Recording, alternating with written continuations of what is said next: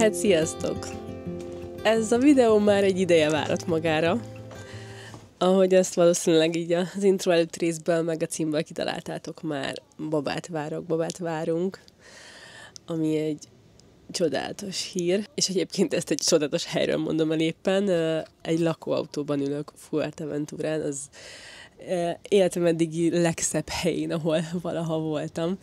De erről lesz majd külön videó, meg Instán már láthatótok róla a tartalmakat. Viszont most jutottam el idáig, hogy megcsináljam ezt a videót, és most egyébként már hát közelefelé járok a várandóságomnak.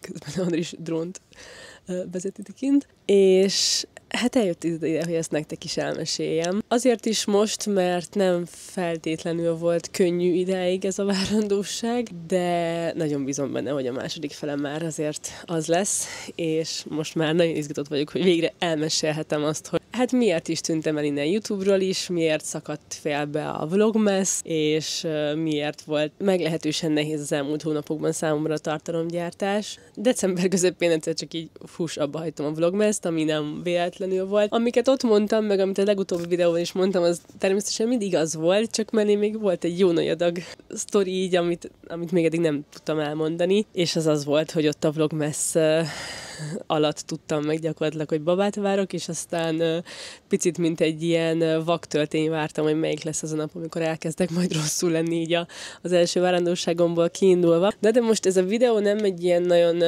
elmesélem, hogy melyik rész milyen volt videó lesz. Ha szeretnétek, akkor tudok majd külön ilyen trimeszteres beszámolót csinálni, vagy kérdezfeleket, vagy ilyesmi. Most inkább arra szeretnék elmesélni, hogy tudtuk meg milyen volt ennek az egésznek így a sztoria az elején. Szóval ugye ezt így nagyjából ki lehet számolni, hogy ez a baba ez nagyon sürgősen jönni akart, úgymond, mert ugye októberben én még maratont futottam, előtte pedig hónapokat készültem rá, tehát az nyilvánvalóan nem az időszak volt, amikor babát terveztünk. Utána viszont nem telt el túl sok idő, mire megérkezett hozzánk. Hála Istennek is, tényleg nem lehetünk elég hálásak. Ami nagyon más volt az előzőhöz képest, hogy most gyakorlatilag azonnal, szinte a fogantatás után egy nappal már szinte biztos voltam benne, hogy terhes vagyok, és nem feltétlenül tudtam megmagyarázni, akkor nem is mondtam el még senkinek, csak magamat figyelgettem, de voltak apró kis jelek, és nagyon érdekes volt így megélni az egészet, abszolút végig tudtam követni azt, hogy mi is történik, viszont így ugye nagyon idegörlő is volt,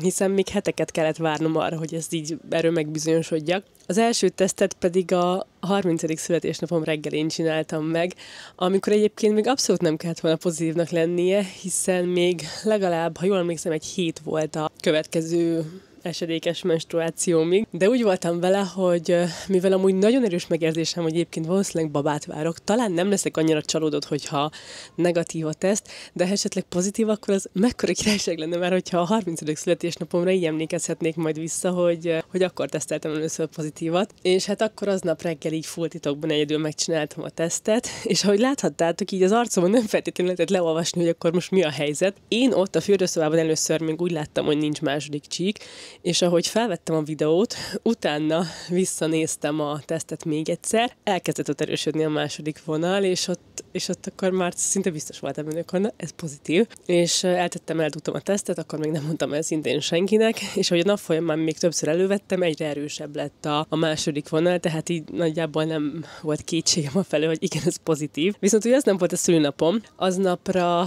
beszerveztem egy családi fotózást, ahol elmentünk. Ott volt kisebb konfliktus is, mert Benni nagyon nem akart így kooperálni velünk, úgyhogy ott volt minden. Aznap vettünk karácsonyfát is, és aznapra azt hittem, hogy csak egy ilyen családi ebédünk lesz, amiből kiderült, hogy egy ilyen kis családi meglepetés buli kerekedett ki.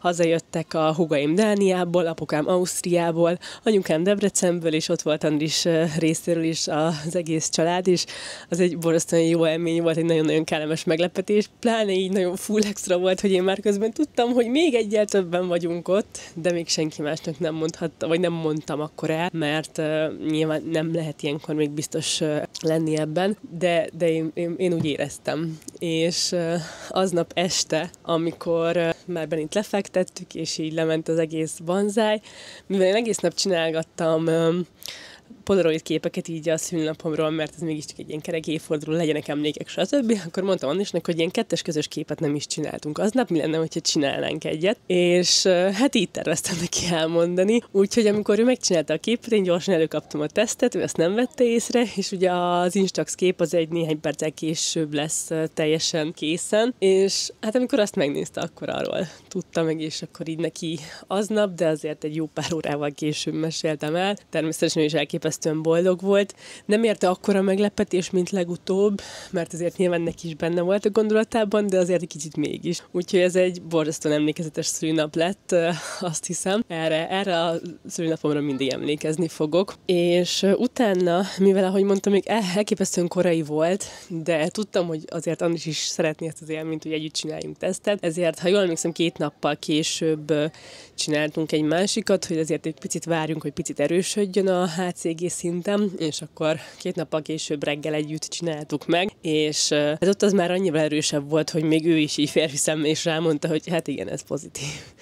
De amikor ez volt, akkor még mindig csak 3 hetes terhes voltam, ami azt jelentette, hogy még borzasztóan sokat kellett várni ahhoz, hogy elmehessünk egy ultrahangra, és megbizonyosodhassunk róla, hogy jó helyen van, minden oké, és társai. Úgyhogy az életem leghosszabb 3 hete volt gyakorlatilag, az borzasztóan lassan telt, és közben már azért elkezdtek jönni a különböző tünetek is. Végül az orvosomhoz december 30-án tudtunk elmenni. Ő mondta, hogy szeretnénk menjünk már karácsony előtt, hogy nyugisabban teljenek az ünnepek, de én mondtam, hogy nyugodtabb lennék akkor, hogyha tudom, hogy biztosan van már szívhang, és nem pedig úgy megyek el, hogy látja, hogy van ott egy petezsák, de még szívhang nincs, és akkor végigparázom a karácsonyt, hogy vajon miért nincs. Úgyhogy úgy voltam vele, hogy inkább kivárom, inkább örlődök karácsonykor, de akkor, amikor megyünk, akkor már tényleg biztos az, hogy milyen helyzet. A karácsonyt úgy kellett élni, hogy ugye végigláttuk az összes rokont, és senkinek nem mondhatunk még semmit, és én közben beteg is lettem, ami hát egyrészt borzasztó volt, de másrészt segített abban, hogy elhalványítsa a várandósági tüneteimet, és helyette azon legyen a fókusz, hogy én azért vagyok rosszul, azért nem iszok alkoholt, stb., mert egyébként elég beteg voltam. És az igaz is volt, beteg voltam, és közben elkezdtem émelni, meg hányinger, meg fáradtság, meg stb., úgyhogy az kemény kombó volt. De eljött végre a december 30, és elmentünk a akkor 6 hetes párnapos ultrahangra, és ott megerősítette a nőgyógyászom, akit egyébként nagyon-nagyon szeretünk mind a ketten, és ismerünk már az elmúlt évekből több formában is, hogy valóban ott van a petezsák, és akkor már szívhangot is hallottunk, és megnyugtatott, hogy az aktuális állás szerint minden rendben van. Az egy óriási nagy megkönnyebbülés volt. Nem tudom megmondani, hogy miért, de így második neki futásommal sokkal inkább paramaminak érzem magamat, mint elsőre. Elsőre egy full ilyen rózsaszín ködben voltam, most viszont azért jóval több tudásom van már a témában, meg tapasztalatom, és most azért jobban túlaggódom ezeket szerintem, mint akkor. Minden esetre ott kiderült, hogy minden rendben van, és akkor még mindig úgy voltunk vele, hogy még nem meséljük el Benninek sem, mert véletlenül sem szerettünk volna neki csalódást okozni, ha esetleg bármi történik. Összesen rajtunk kívül 2 ember tudta az egész sztorit. Nekik gyakorlatilag az első teszt után 2 nappal talán, szerintem azon a napon, amikor megcsináltuk a második tesztet, és aznap elmondtuk, ők pedig Andris húga és a férje, Geri és Angi, velük futottuk egyébként októberben előtte a maratont is, úgyhogy így nagyon érdekes volt az, hogy lefutottuk a maratont, ez egy óriási dolog volt, és ők nem sokkal később elmondták nekünk, hogy nagy valószínűséggel babát várnak, mi pedig rá nem sokkal elmondtuk, hogy nagy valószínűséggel mi is babát várunk. Úgyhogy ezt egy ilyen kisebb csodaként éltük meg, hogy ez tényleg így sikerült. És mivel mi is tudtuk már nekik akkor, amikor még senki más, és legalább mi így meg tudtuk ezt beszélni, úgy éreztük, hogy mi is szeretnénk nekik elmondani, hogy ezt egy kicsit így könnyítsünk a lelkünkön, és valakivel ezt meg lehessen vitatni, meg így a tüneteket, meg stb. Úgyhogy nekik mondtuk el ebből azokból kifolyólag a leghamarabb, nagyon-nagyon hamar, és ezt fel is vettem videóra, úgyhogy ide gyorsan bevágom, mert ez egy nagyon vicces jelenet volt. Meg van, nézd, vannak ezek a fiótörők, hogy hívja benni? Vagy favágó bácsi, vagy mi? Favágó bácsi, igen. Hát, ja, ilyen kis emberek, meg van még egy másik fajta kis ember is, az meg így néz ki. Nem tudom, látszik el. Ja, úgyhogy többfajta kis embert is tettünk a fára.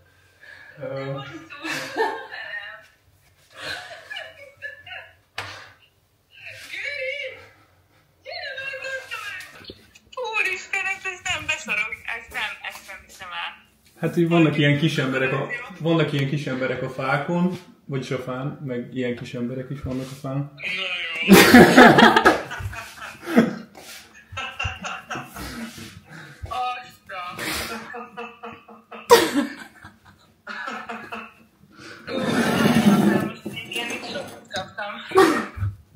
Hát mi is? Jaj, nagyon örülök nektek. Ki vagy? Köszönjük szépen. Úristen, és mi tudjuk először, remélem.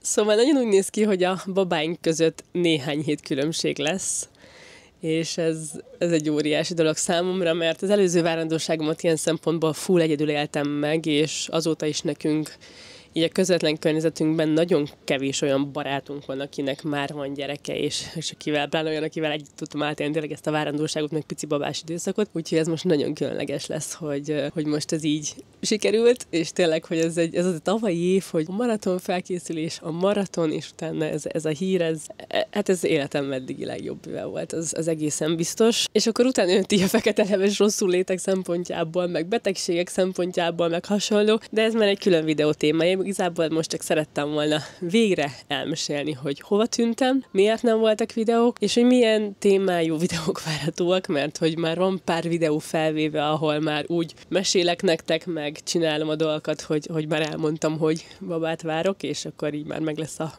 kontextus hozzá, de szerettem volna egy ilyen kis beszámoló, bejelentő videót is, hogy beavassak teket ebbe a csodálatos hírbe. De nagyon köszönöm, hogy itt voltatok, hogyha vannak kérdéseitek, akkor ezt írjátok meg kommentben, és akkor valamikor teszek majd egy ilyen videót is, ahol elmesélem így az első trimeszteri sztorikat, meg megválaszolom benne ezeket a kérdéseket. Sziasztok!